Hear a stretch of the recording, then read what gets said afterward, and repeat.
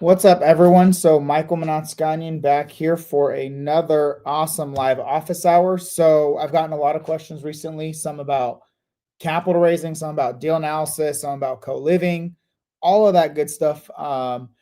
And today I'm going to primarily go through some deal analysis with you guys. We're going to do a live deal analysis for a co-living property as time allows, and then I'll break down kind of the various ways that you could fund that deal using little to none of your own money, which is basically how I've built my entire portfolio. Buying real estate, for the most part, creatively financed, and definitely not using any of my own money. And we'll talk about that. I can, as time allows, I can explain the various ways I've been able to fund deals using none of my own money. But just as a quick summary, over the last less than 5 years, or right now is like the 5-year mark at the end of this month, will be 5 years of real estate investing. I've grown my portfolio to over $20 million of real estate, closer to around $22 million. And the majority of that was bought using none of my own money. The only money I ever used at the very beginning was when I was house hacking or buying a property to live in myself. So like basically buying a property so that I could house hack it, live in one unit, and then rent out the others. And I leveraged my VA loan the first time. So it was a no down payment option, a 0% down payment option. And then I leveraged an FHA loan for the next one on a 4-unit property. But I had equity in the first one after a year of renovating and improving. I was able to pull money out through a HELOC to then fund my down payment for my second purchase, the 4-unit property. That was the only time I ever used any of my own money to get into a deal that was left into the deal to acquire it. So I just put that into perspective that virtually my entire portfolio has been built through leveraging other people's money by providing them a great investment opportunity, whether that is to get paid a fixed interest rate return on their money or to actually get ownership of these assets. So with that being said, let's do some deal analysis today. Let's go over a co-living deal.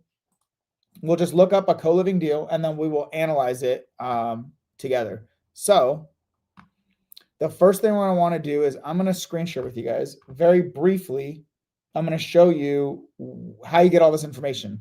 Fortunately, the majority of it is for my super investors, but let's see. Present.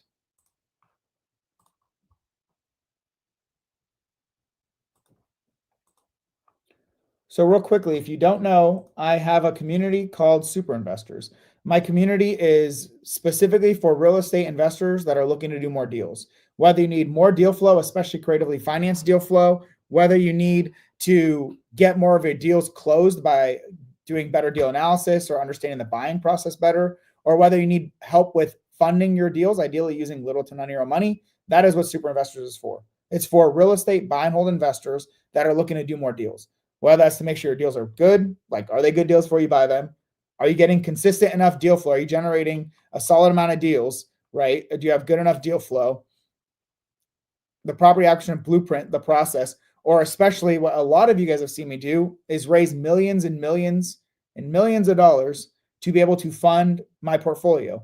I personally would not be able to own the portfolio that I have without the ability to raise capital. There's just a limit, right, to how much money I have personally earned and saved to be able to build my real estate portfolio. The main benefit of real estate investing is leverage. And I really break that down in detail in the Financial Freedom series. Even in Wealth Through Real Estate, I break that down into detail. I give you guys access to that, the Financial Freedom Blueprint, various ways for you to achieve financial freedom, pros and cons of the different real estate assets. If you don't have that link, go to my Instagram at Michael MNAT. There's a link in my bio that literally gives you access to a lot of this stuff for free. So literally just drop my link in there if you need it right there at Michael MNAT. But if you need that, it's there for you. It breaks down how you achieve financial freedom through real estate investing. And the reason why I love real estate over every other asset class is unlike stocks or lending, you don't need to earn and then save all the money that you're ready to invest. With real estate investing, you can find a great deal and match the hustle that you took to find that deal and your experience and knowledge as an investor and combine that with other people's money for you all to win together. And that allows you to scale so quickly. There would have been no way possible for me to have used almost $5 million of my own money, which I did not have, to build a portfolio worth over $20 million. I had to leverage funds from others. I had to provide, I had to use money from banks or creatively financed options through sellers. I had to also raise money through my private money lenders and private money partners to buy these deals. Whether I paid them interest rate return or co-ownership, I had to pay them, or I had to bring them in on the investment opportunity to leverage their funds to then be able to buy and hold the real estate that then is my portfolio, is what makes me financially free and what continues to build wealth for me. And I really break that down in so much detail. That's why I give it away for free in my Wealth Through Real Estate. I even give you the exact budget, right? The exact budget and tracker to be able to track your financial freedom, to track your progress to financial freedom. Where are you at? What is your current budget? What is your current net worth? Where do you want to get to? How much are your assets producing for you? And then how quickly can you get there? How many properties would it take for you to be able to get that, to get to your goal? And roughly how long would it take depending on how many properties you're buying a year? I give all that away because I want people to truly understand the process of building wealth through real estate, and the fact that the reason why I love real estate is leverage. You get to leverage banks' money, sellers' money, and your capital partners to build your portfolio that makes you financially free and builds you massive wealth. And if you're doing it the way that I do it, where you're also providing a solution, like affordable housing is an awesome solution to the government and corporations' inability to provide affordable housing options, we also get to provide an awesome value to people while also getting our financial freedom and our wealth through real estate. So all that is in there.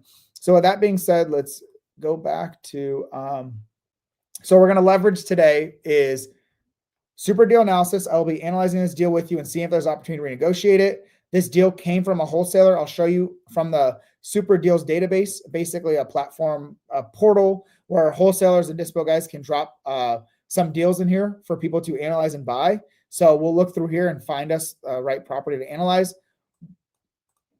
Oh, I didn't show you what that looks like. We'll get to that. Well, here, real quickly, just basically a database of creative deals for you to look at. I've got some filters in here. I'll explain all that, what types of properties I'm looking for.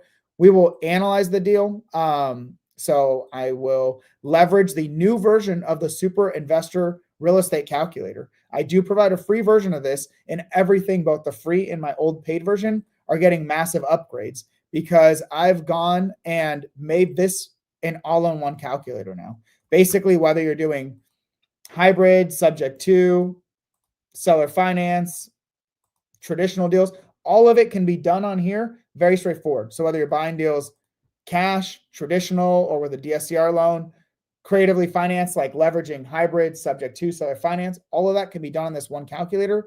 And even more importantly, once you understand the debt of the property, the acquisition into it, and your entry costs, you can then analyze, let me zoom out a ton. You can then analyze long-term rent, co-living or pad split, midterm, short-term, and then you select what management strategy do you want. So you get analysis per each strategy, select the management strategy that you want, and this will tell you, actually, this will also tell you what is the highest and best use strategy. If you analyze all these various ways, this will quite literally tell you which of these strategies is the best one between co-living, long-term, midterm, and short-term rental, and then what the analysis looks like over a long enough period of time. So like this is 20 years, right? So snapshot at 1, snapshot at 5, 10, and 20, as well as some ability to renegotiate this deal, but that is only possible depending on the acquisition strategy.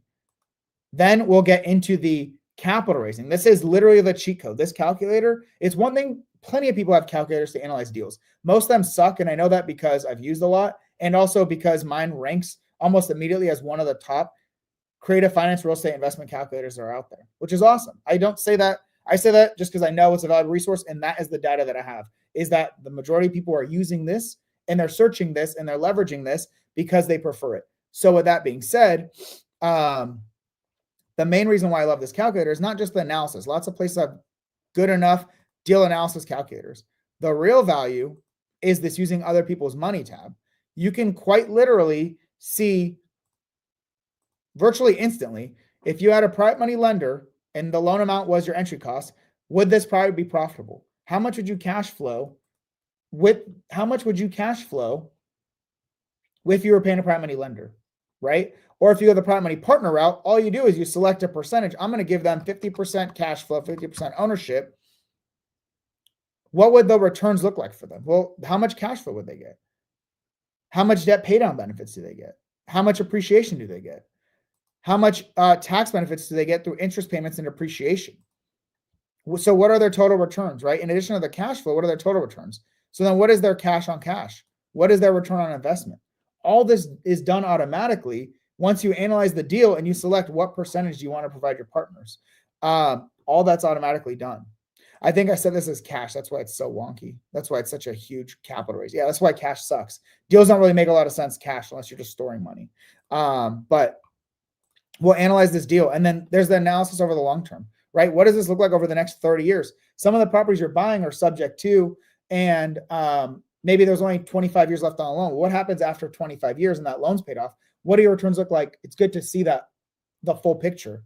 If you're raising money through a private money lender, well, you have something you could very simply screenshot and snapshot over to them, the returns. If you have, let's see, let me show if I can bump this a little bit. If you have your private money partners, this is literally what I put in. This is literally what I screenshot and share to my capital partners. Say, hey, these are the returns for the deal. This is your returns for this investment. I say, hey, this is the returns for the management strategy, right? This is the returns for the management strategy. Let's say it's CoLiving. I'll zoom out. These are the two pieces that I share. Here's the returns, right? I'll screenshot it. It's a little easier to see once it's closer. And then this is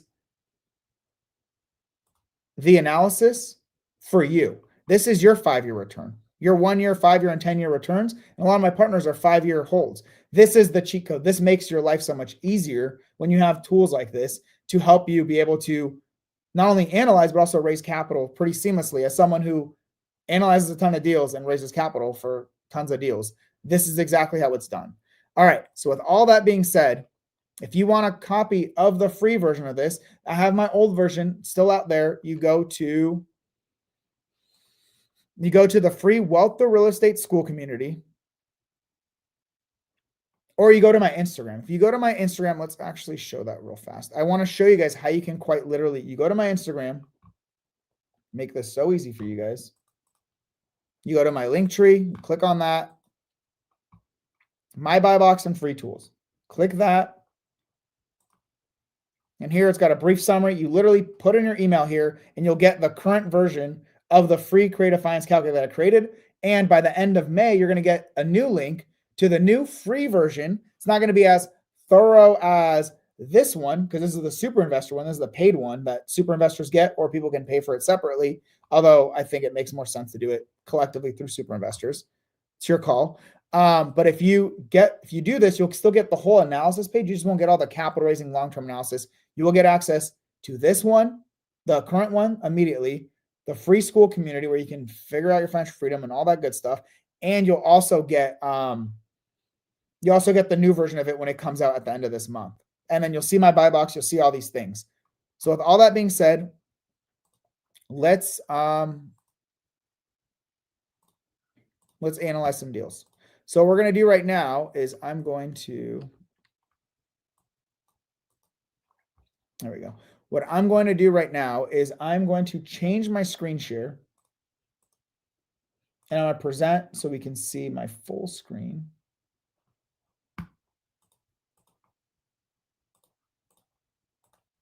Perfect. What we're going to do is we're going to analyze some real estate. So we're going to just look up a property. I don't even care what property it is. I want you guys to go through the mechanics of analyzing a deal more than I care about the actual deal working out or anything like that right now. I'm not looking to buy a deal this second. Well, I guess if it's a good deal, we'll buy it. I mean, that's always the case. But so let's see. Let's choose, if you go to Pad Split, let's go to the Pad Split website.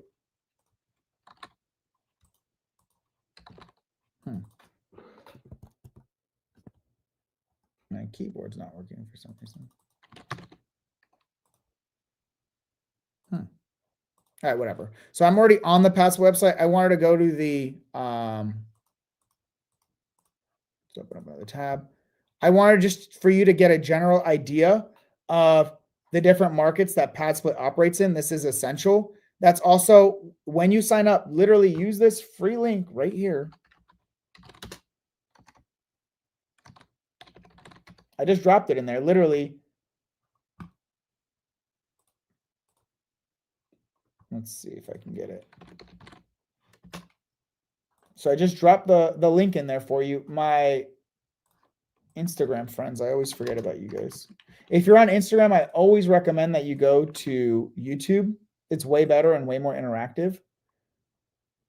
But I just dropped the link for you. Okay, cool. So you can get all this data that I'm about to show you for free through PadSplit. You can literally see on a map.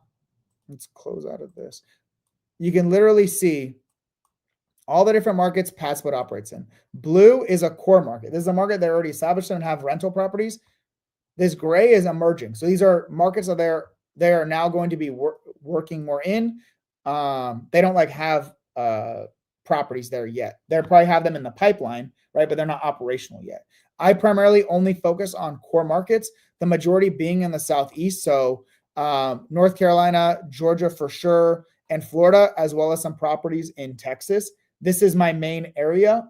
People that are in super investors, that are just co-living people that I know, they invest all over the place. You can invest all over the place. I own properties in a ton more states, but I don't operate them as co-living because I bought them for different reasons that may not make the most sense as co-living. So with all that being said, let's go and search and see if we can find a great property in. So we have, let's do Arizona. We can do Nevada for Las Vegas. I already have Florida, Georgia, North Carolina, excellent. Let's do, so nothing in Nevada, NV. And we got Texas. It looks like there's 2 on there, but that's okay. So we're going to apply that real fast. What we're going to next do, and then we'll later search it in here. I have some other filters, right? So this is why it's so important that you look at my buy box. Let's see if I have Instagram. So it's so important. If you look at my buy box, you can literally cheat. You can copy my buy box to recreate your own. So you go into, because my buy box is much bigger than most, because it's not just me. I also have 60 other super investors always looking for great co-living deals. So there might be markets that they're willing to buy and that I'm not, that I will then help connect these deals to people. So if you're a wholesaler or a bird dog, I can help connect you to these super investors so that they can buy your deals. But in general, we're looking for co-living rentals, 3-bed, 2-bath minimum, 1,500 square foot minimum. Creative finance is the only way we're buying deals right now. And there's some preferred items, right? Like ideally lower interest rates, ideally lower entries. If it's not that, but it's a great deal, that's fine. That's awesome. Ideally, not a ton of renovations. You don't really want to combine a lot of renovations with creative financing, because then you're going to have a lot of money stuck in the deal. I won't get into the weeds of that right now, but basically you buy deals at a discount, primarily through cash, right? Whether it's a hard money loan or your own funds, private money lenders, whatever. You buy it cash, renovate it, and then sell it or refinance it. When you're buying something creatively, you don't want to put a bunch of money into it, because if you were to sell the property, well, who cared that you bought it creatively? And if you were to refinance it, we just lost that great debt. So the only way to get your money back out through a creative deal is to sell or refinance the great debt, which is the reason why you bought that property in the first place. So it doesn't really make a lot of sense to go that route. There are some creative opportunities like a Morby method where you combine seller financing and new debt, whatever. That's like a way, but that's a whole other thing. All right. So you can see my buy box right here. Like I said, it's in my Instagram. If you want to just partner with me, you don't want to do any of this crap. You want solid returns on your money, or you want actual ownership on deals, you can do that by becoming my capital partner. It's a very simple form. You want to learn about super investors or the free wealth real estate community, that's on here as well, just as an FYI. But here's the buy box. You can copy this for yourself. Just choose your own markets, right? You may not have the ability to do as many markets as I do, but then in here, the submission form, it also has the core PadSplit markets as well. So you can see some of their core markets right here, but it's also on the PadSplit site, which I shared you. And then if you sign up literally for free on PadSplit using the link I provided you, you will get tools just like this one to then be able to see data on these properties. So with that being said, let's look at some properties and filter based on the buy box I provided. So I did put interest rate just 6% or lower, just see if we have some good low interest rate options. I put no HOAs. I'm not a fan of HOAs. Some people are cool with them. I'm not. I'm not putting anything for, well, we could put, okay, 3, 4, 5 or more beds, 2, 3, 4, 5 or more bath. I don't care that comes furnished. I put hybrid, seller finance subject to, square footage, so over 1,500 square feet. Port Charlotte's okay. There's not gonna be a ton of data. Carrollton, I looked this up. It's too far away from Atlanta for it to make sense for me. There's not gonna be a lot of data. Well, we can look and see what you can, when you go side by side, you can see maybe there is data there. So we click Atlanta. Oh, actually, you know what? There are units here. It's further than what I personally like. 23 active units. You know what? We can use this data. Even though it's a small sample size, we can use this data. So potentially that is the deal that we will analyze. So we'll come back to that one. We like that one. Let's avoid Florida if we can. No. I liked this one. This one was outside of Houston. I saw this one, but this one does have an HOA. So it says no HOA, but I thought I saw this one did have an HOA. I think this is the property. So guys, remember, I'm already looking at deals like this all the time. Oh, this might be a different one. Okay, so this one could be interesting. Really big house. No HOA. So we like this Mesquite, Texas one. So there's two that I'm looking at now. And honestly, you could go and buy these deals right now for all I care too. I've looked at this one before. It's more renovation than I would like to do on a creative deal.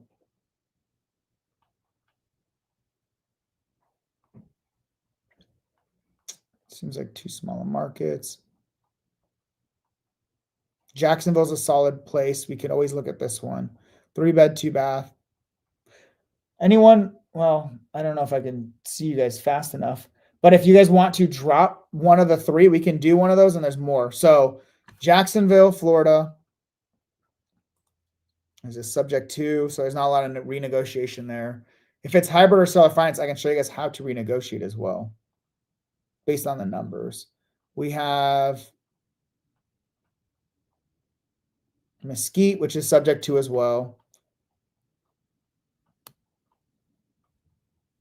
And what was this last one? Subject to as well. Is that the lowest interest rate? We have it up right here.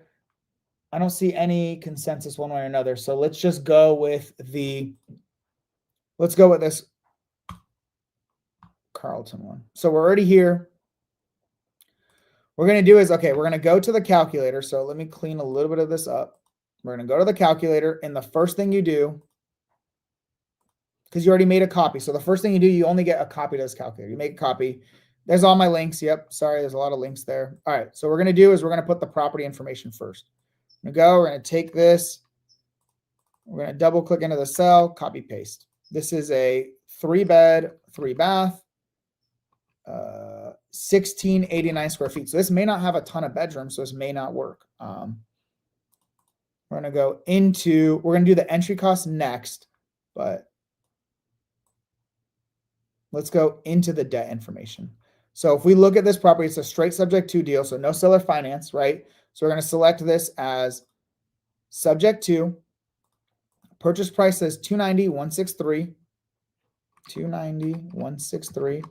I get this question asked to me all the time because we like to break down cash to seller, cash to wholesaler, cash to agent, right? That's why in our entry cost right here, it literally asks, you got your down payment to the seller. There might be some arrears or liens, some loan payment that needs to get caught up. It doesn't really say that anywhere, but it does say, it doesn't say that anywhere that is the case, but that could be the case that maybe you're paying back money to the seller, or you're paying back part of their mortgage that they didn't. We can look that up on PropStream and see. We'll get some info there. Agent commissions. So really we're looking to see down payment to seller, arrears or liens, agent commissions, and wholesaler assignment fee. This is what this entry cost of $40,700 is. What's confusing to me here is the mortgage balance is $212,000.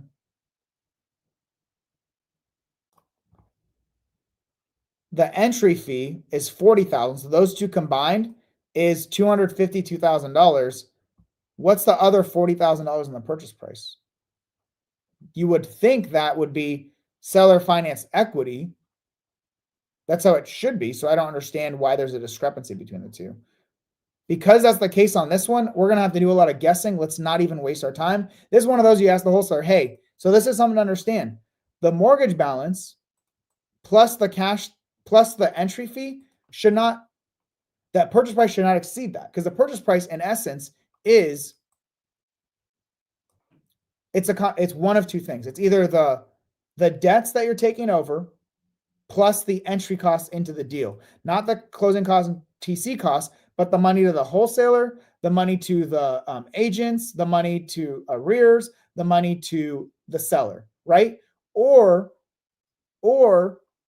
what I prefer is that all those are separated. I prefer when the arrears, acquisition fee, or the wholesaler assignment fee, the arrears and agent commissions are separated from that. And my purchase price is actually the down payment, cash to seller, plus the debts that I'm taking over, subject to or the new seller finance debt, right?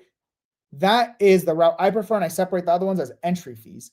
That's not always the case. It depends on how the wholesaler put it. But when the entry fee plus the mortgage amount is less than this purchase price, there's something that's missing. I would assume the rest is seller financed. However, that's not really articulated anywhere here. It doesn't say that that's the case. Maybe there's a seller finance with a balloon payment in the future. Maybe there's not. I don't know, right? This is not my deals. I'm presenting you guys deals to be able to look at, analyze, buy, whatever in a consolidated way. This, I would assume, is either the purchase price is wrong, which could be the case, or there's a seller finance piece that we don't see here. Because we don't see that, it's going to be really hard to analyze this one. So with that being said, let's go to Mesquite. Or let's do Jacksonville. There's going to be so much pad split data on Jacksonville. So let's go to Jacksonville and let's restart. So you're going to refresh this. Let's close that. We're going to go to 32211 in Jacksonville. All right. Sometimes it gets weird when you already do one. It gets kind of weird. It has a hard time finding the other ones. Okay, where are we at? Right here. Great. So I've actually looked at a property here. We almost bought a property right there. 107 active units. It's got great data. So 107 active units, 181 per week shared bathroom, 261 per week private bathroom, 92% average occupancy. So on average, there's only an 8% vacancy, right? 100% occupancy is the goal. It means your property is always full all the time. It's not realistic, but that's the goal. That minus the vacancy is your average occupancy, or your 100% minus your average occupancy is your vacancy. So when you're analyzing and you're wondering what your vacancy is, that's the percentage.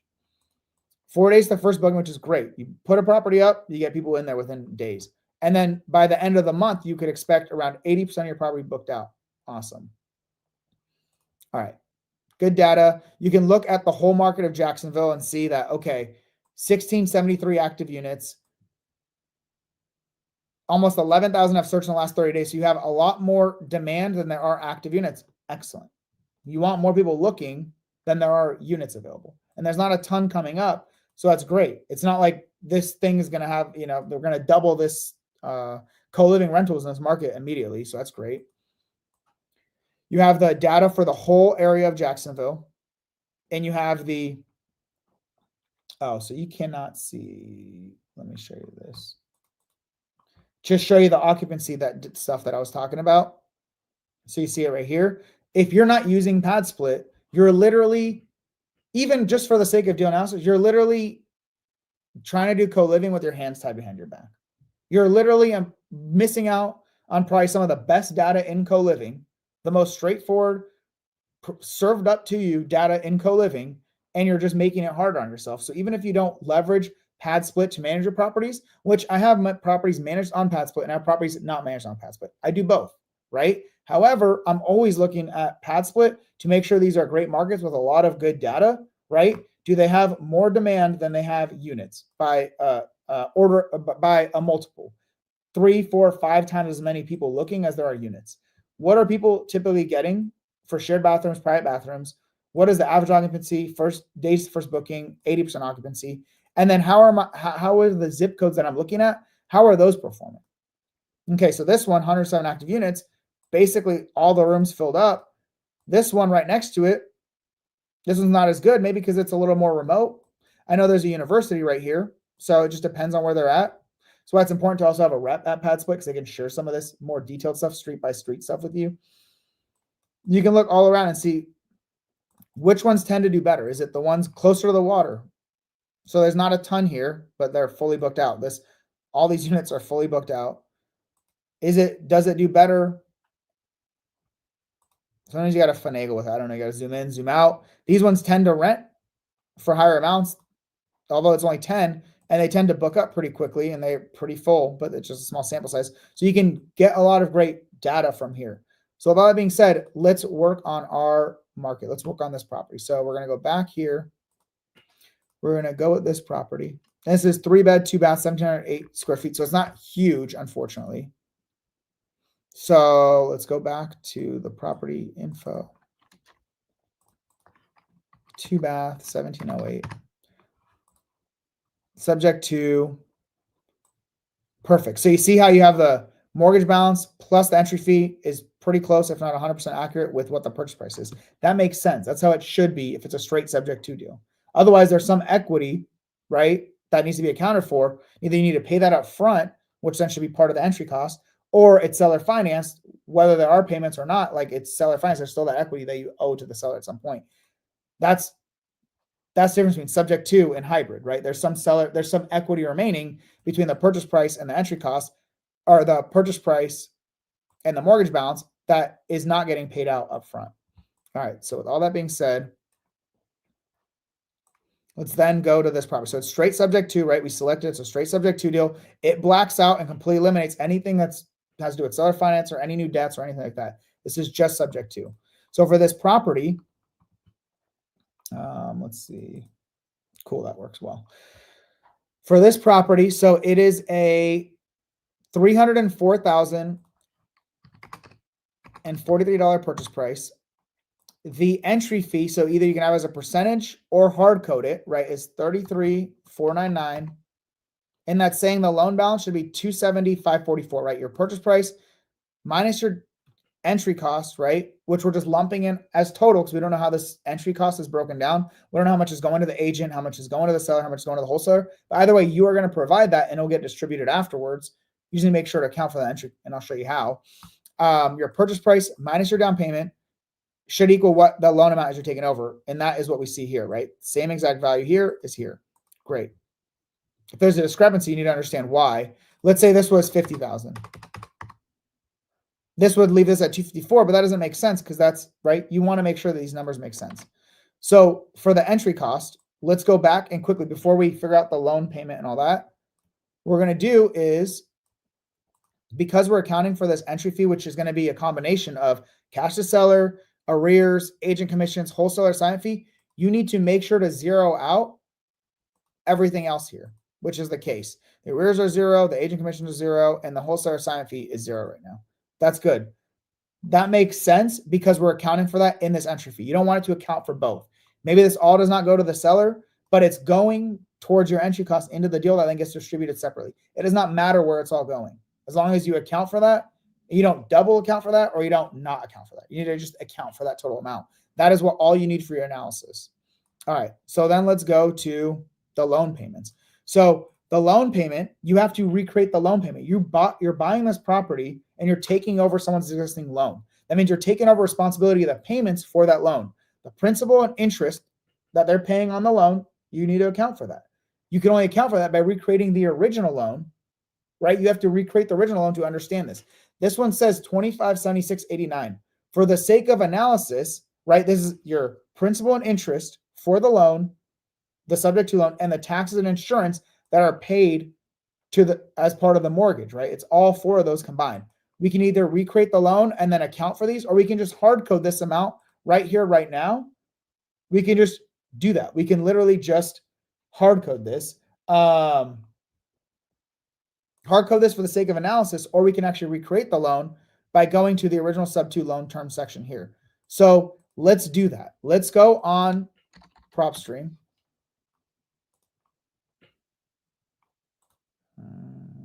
Log in. I'm going to get the address again.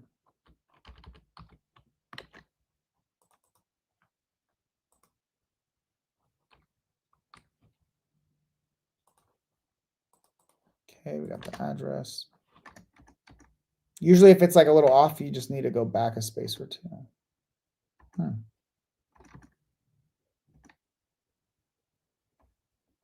Oh, it could be lane. So it's got to like match up perfectly, unfortunately. Let's see if it's LN. Weird.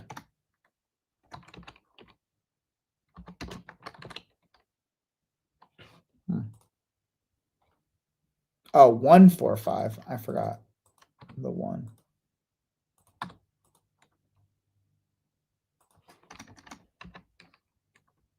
There it is. All right. So that's the thing with technology, right? It's a little finicky sometimes.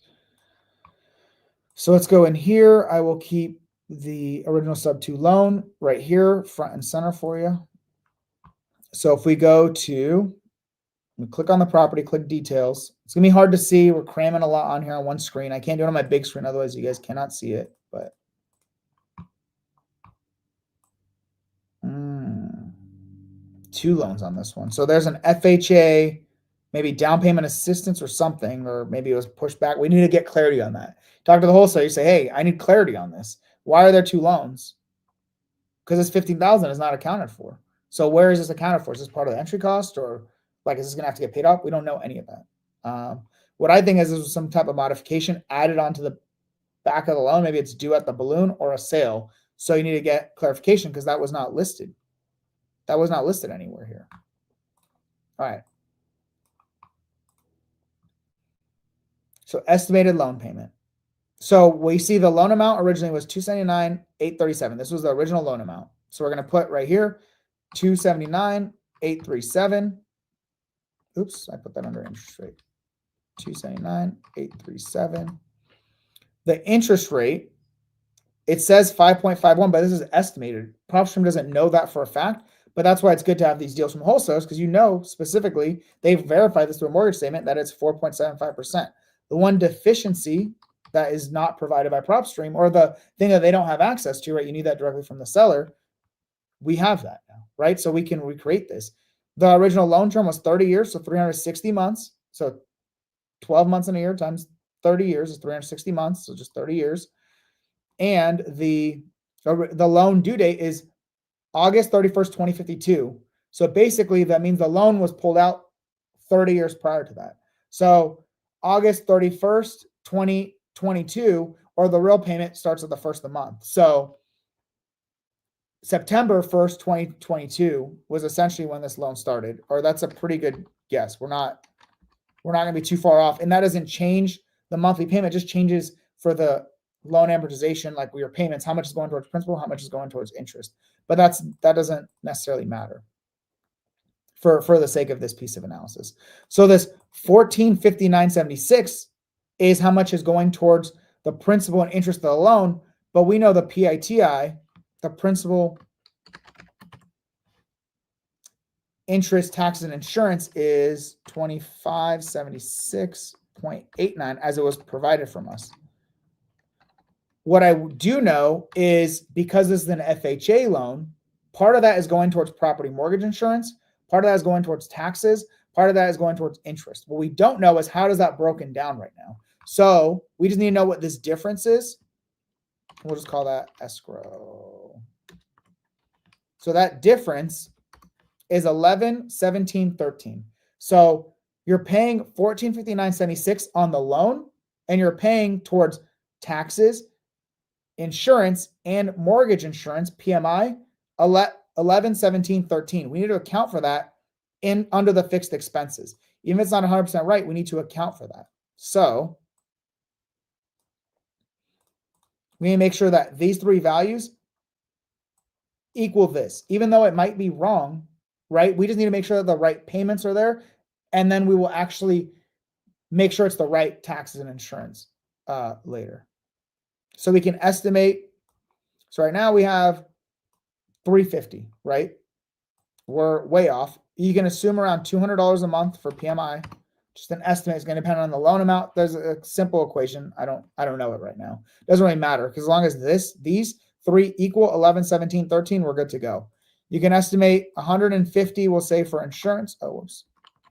So this, you see it's purple, so you put it in or like this pink. you put the values in where the pink is, because then this is just coded from that. So we'll go 1,800, which is $150 a month.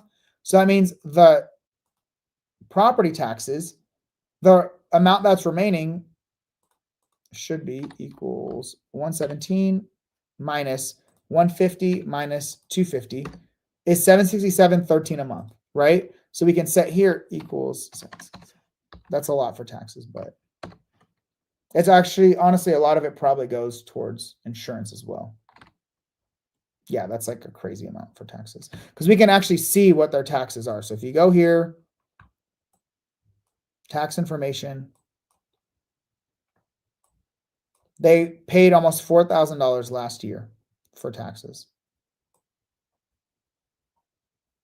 So we can set this to 4,000, and actually we'll just back into the, oops. I mean, they're paying a lot for insurance. A lot. 683.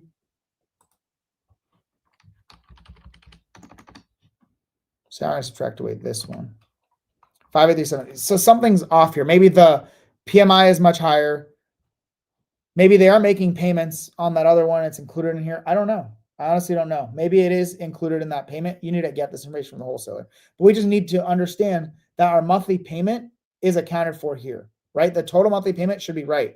This value at the bottom, 2143, should be this 2576.89, right? So what we're going to do is 583.79.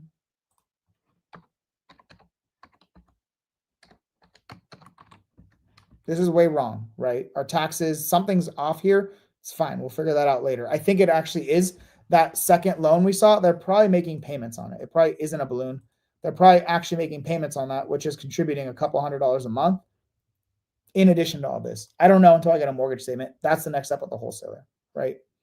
All right. So with all that being said, we have at this point the foundation of our entry costs. We know this is how much money we're paying at closing to the seller, agent, wholesaler combined.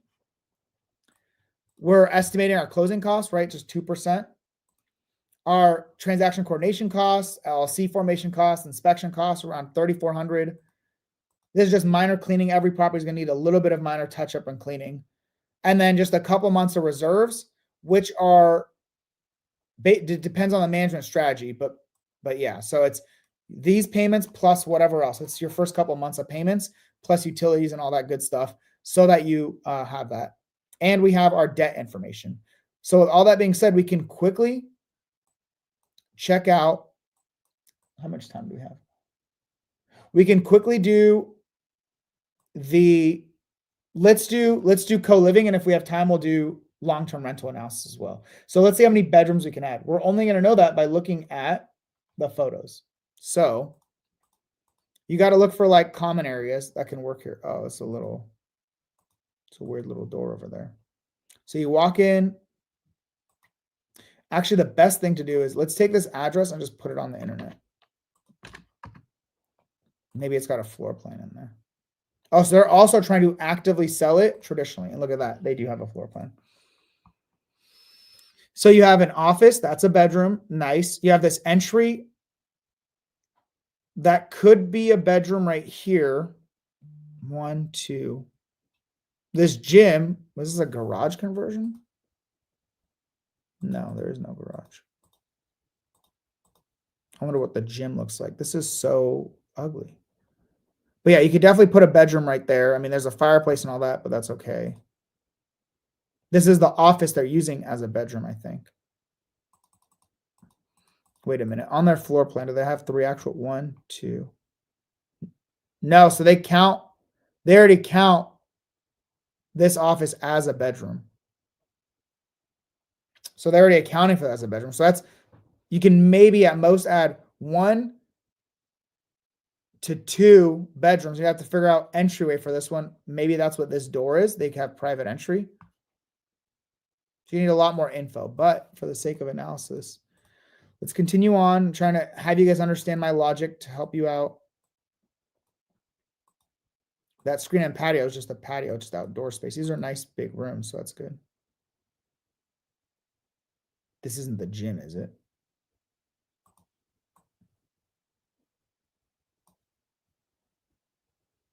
This is that office actually. But they're already counting for it as a bathroom.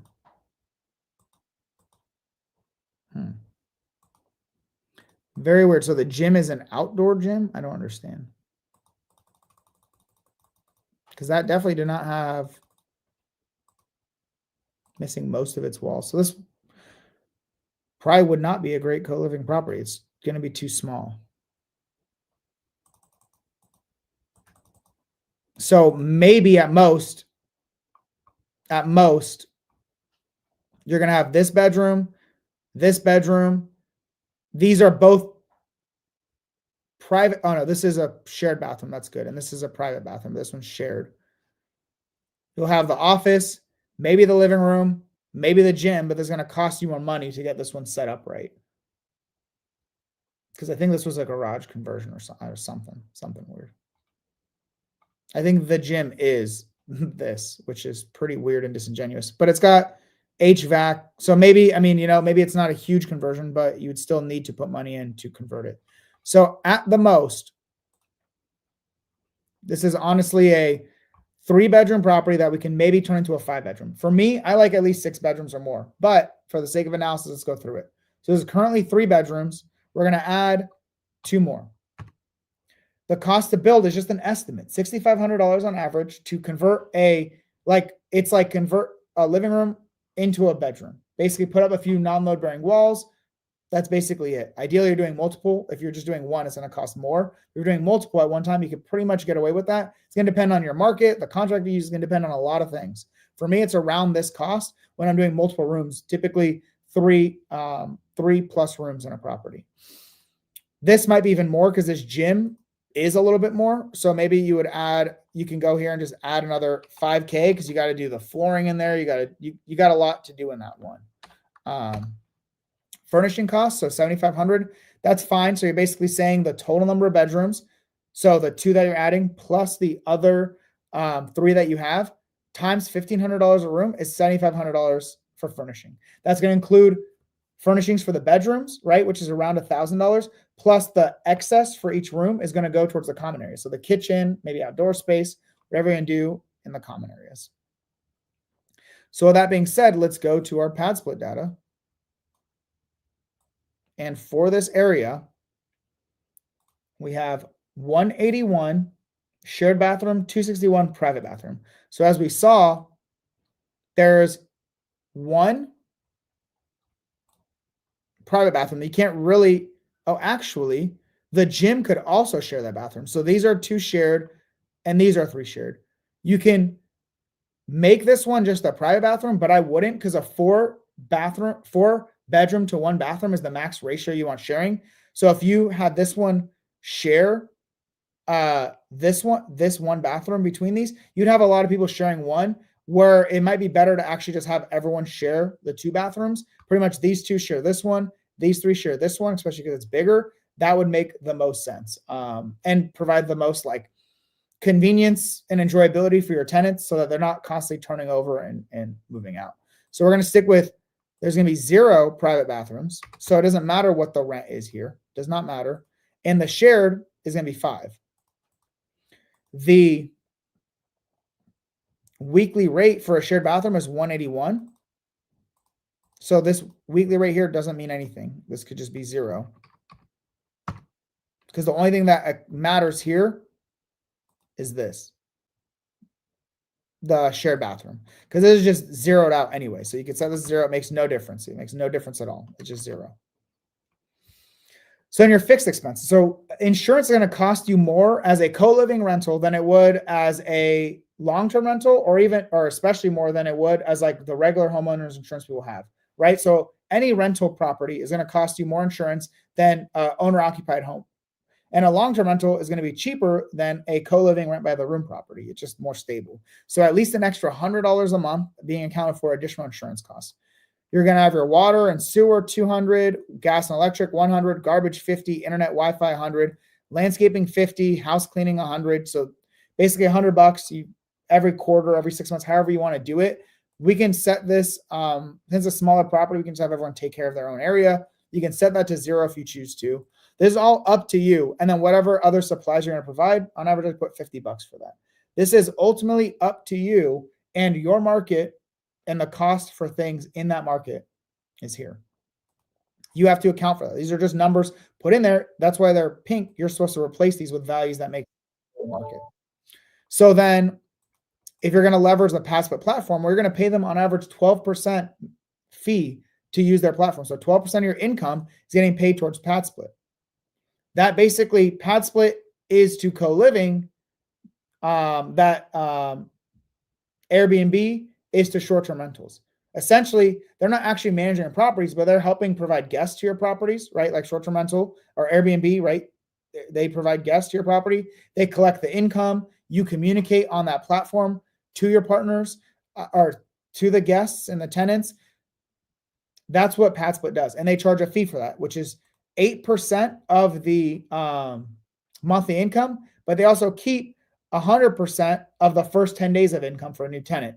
That translates to around a 12% PadSplit management fee when you calculate it from a monthly basis. I include more info for that here. The other property management, so if you have another property manager that's doing it, and in addition to whatever PadSplit doesn't do, like you're doing the back end, they're actually moving the people in and all that, you want to account for those costs. Or if you're self-managing it, you know, do you want to be paid for that or not? It depends. You can set that to 0. It's up to you. Vacancy. So we saw 92% occupancy, which 100 minus 92 is 8, right? Your vacancy is 8%. And your maintenance and CapEx, you're setting aside 6% of your total rental income for maintenance and capital expenditures. So you see here that your income is around 39.22 and your expenses are 45.43. This property is going to lose money every single month. Does not matter. It does not matter what you do. Like, it doesn't matter how you renegotiate the deal or whatever, because it's subject to deal. You cannot take away the payments. Like, the payment is what the payment is on that. And you can't just provide less coverage of utilities or anything like that, right? You can't fabricate the rental income estimate. You just can't do that. So when we look at it automatically, so you get your income or your entry cost, your income, and your expenses, right? A lot of this is automatically done just through some percentages. You can see here broken down. Your income is 39.22. Your expenses are 33.27. Your expenses are the debt payments that we talked about, the PITI that we're talking about here, plus any utility costs, any additional insurance. Then we have our property management costs right here. It's the combination of these two, and our reserves right here. It's basically saying once you account for your income minus expenses, minus management, minus reserves, you're losing $621 a month. Well, my goal is to make $1,000 a month on a property, right? So your cash on cash return, how hard is your money working for you? Is this a good deal or not? You can't even calculate that. It's going to be negative because you're losing money. Whatever amount of money you put in, even if it's $1, you're losing money every month after that point. Why would you invest that money? It makes no sense. You're buying a property, you're putting in money to buy an asset that then loses you money. Yes, you have ownership benefits, right? You will have ownership benefits like debt pay down and appreciation and, you know, some tax benefits. But for the majority of people, if you want to be financially free, you need cash flow. You do not become financially free through these wealth generating benefits, equity and tax benefits. You become financially free through cash flow. So you need to generate significant amount of cash flow to then replace your active income so that you no longer have to work for money outside of your real estate business. So with that being said, your cash on cash return is determining how hard is your money working for you. Well, in this deal, your total entry, the cost to build the rooms, furnish them, plus the entry cost listed here, right? The reserves, the down payment, the down payment that you're paying at closing costs, all that. In total is, so you paid almost $80,000 to then lose $621 a month. Not a good deal. For fun, let's see if there would be another bedroom you could add and what that would look like. So if you were able to add one more bedroom, right? So it says adjust rooms because you need this to equal the number of existing rooms plus new bedrooms. You need this to be the same amount. So if we did do that, what would happen here? So you're paying more, right? You were paying around $80,000 before. Now you're paying almost $87,500, but you're generating also more income than you were before, but it's still not going to be enough. Because not only are you making more income, but you also have more because you're paying your management fees, your vacancy and maintenance CapEx are a percentage of your income. This also went up. So basically now you're very close to cash flow neutral. You're losing $80 a month. So even though your entry cost went up, because you're making more money, your cash flow is closer to positive. It's still not positive, and your cash on cash return is better. Even though you're paying more money to get into it, it's better because your cash flow is a little higher. Although in theory, it's still not zero. So this property is too small. Like there's just no way that there's nothing we could do. Like maybe you convert this garage into 2 rooms because 2 small-ish rooms, 11 by 19, you can make this 8 by 10 rooms. That'd be illogical. That's too small. The minimum bedroom size you can have for pad split is 8 by 10. That's 80 square feet. That's already very small. You don't want to just compromise on that. Maybe this living room, but this living room accounts for this entryway and all these things. Like there's no logical way to make this property make sense. But I just want you to see the way that you analyze it and gather this income and kind of some of the things you can do. You can't fake and add rooms, right?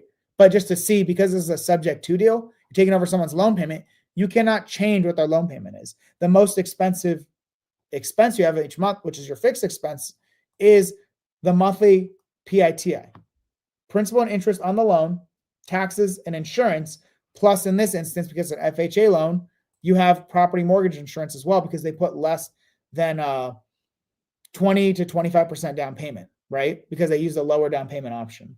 Sometimes that makes sense. I have a property that I bought with a 4 unit. I pay over $200 a month in PMI, but it generates me over $1,000 a month in cash flow as a small 4 unit property. It's awesome. It crushes. And it made sense to do that. And I got into it for very low down payment. One of the first things I talked about in this video, but that's why I want to highlight, subject to, you can't do a lot. Seller financing is nice because you could at least try to renegotiate. If this was a hybrid deal and there was some equity left over, some seller finance equity left over, you can adjust the seller finance to say, oh, is it 3%? Do we defer payments? Like, what is it? With subject to, you can't do anything. It is what it is. The payment is what it is. All you can do is see, does it make sense with any management strategy? And that's going to account for, you're going to need to improve your property. If it's a long-term rental, it's a long-term rental, right? There's not a lot more you're going to have to add to it outside of just acquiring the property, maybe renovating a little bit. Co-living, you're going to have to renovate, add rooms, furnish. Midterm rental, you're probably going to have to renovate it. You're going to have to furnish it. And then there may be other entry costs. Short-term, same concept. Maybe even more renovations to make it even better, even more furnishings to make it even better. It's a different demographic. It's someone who wants to stay there for vacation. You have to provide them more amenities than you would a midterm rental. And you're trying to see, in any of these scenarios, does the income minus all the expenses, the cash flow, justify the amount into the deal? In this instance, I don't want to do the analysis on all these, but they provide you some income. We already know that our fixed expenses are $25.77. That counts for no other expenses, just the PITI. And what they have quickly here is, well, we know at co-living income of $4,706, it's still not enough. With their $2,100 long-term rental, well, we're paying $25.77, well, you're going to lose money as a long-term rental. It doesn't matter what your entry cost, you're still losing money. As a midterm rental, $2,400, you're still going to lose. It's still more than the fixed expense. Even short-term rental, $2,750, maybe you're positive in theory, but as we saw here in the co-living, even at $4,700 a month, you were negative because, first of all, you have, if you're now covering the, if it's a furnished rental, well, you have to account for the utilities as well. And that very quickly eats into it. Then you have your management fees. Then you have your vacancy and maintenance and CapEx. Well, that quickly eats into that. There's no scenario in which this property makes any good financial sense as a buy and hold rental. You could make the case that maybe you can buy this and sell it to someone else who wants to live in it as a wrap or as a lease option. That's up to you. I think the payment's too high, the entry's too high as a percentage of the property value. And the interest rate's fine. It's under 5. But and that's not my main thing. I want to buy and hold my assets, not buy and then sell them to other people. It's not worth my time personally. But that is the one case you make for this property. This is the majority of deals that you analyze are going to be this. They're not going to make sense. There's no renegotiation. There's no anything. That's good. You're doing your job. You are analyzing a deal and identifying it does not make sense. It does not make sense for you. It's not a good deal. Well, I don't know about the specific percentage, but like, let's say 80+% of the properties you look at will not be good deals to buy. 20% or less will actually be good deals to buy. Your job is to then filter and see what are those good deals. Sometimes, depending on the acquisition strategy, like if it was, let's see, if it's seller finance, you might be able to renegotiate the deal terms, right? Here it says 3% interest. Well, maybe you can renegotiate that and it's 2% interest and now it makes sense. Or it's a hybrid like this one. This one's nice. I don't know, we got to see where it's at, but there's a subject to loan. You can't change that. The PITI is the PITI, but maybe this 3% payment, 3% interest rate, you can drop that off. And if that's what makes the deal work, that's what makes the deal work. You just balloon them this amount in the future. So it just depends, or you pay them in installments, or whatever the case is, you figure out something, or you give them more in the purchase price, whatever it is. So those are things you can actually renegotiate. With straight subject to deals, it's hard. You can't really change. You can't lower that PITI. It is what it is. And in this instance, this property makes no sense with no management strategy as a buy and hold rental. So you move on, which is the majority of deals that you look at. The majority of, I've looked at, for every deal that I buy, I look at dozens, right? And for the portfolio of 60 plus rentals, I've looked at hundreds, if not over 1,000. Well, I've personally looked over 1,000 deals, but a big part of that was analysis paralysis. I was finding deals that made sense. I wasn't comfortable yet pulling the trigger and executing on those properties, right? Or sometimes I'm looking at these deals and I'm bird dogging them, getting them to another buyer because maybe it makes sense, but it doesn't make sense for me at that time. Maybe I have too many projects going on, or it's a market that I want to buy in. It makes sense to put it in. It's someone else's for them to analyze. So with all that being said, hopefully this was useful for anyone that wants the calculator. As I mentioned, go to the link in my bio and my bio box and free tools. Add yourself in here. You have the free version of the calculator. It doesn't have the capital raising and all that stuff, but it has all the analysis.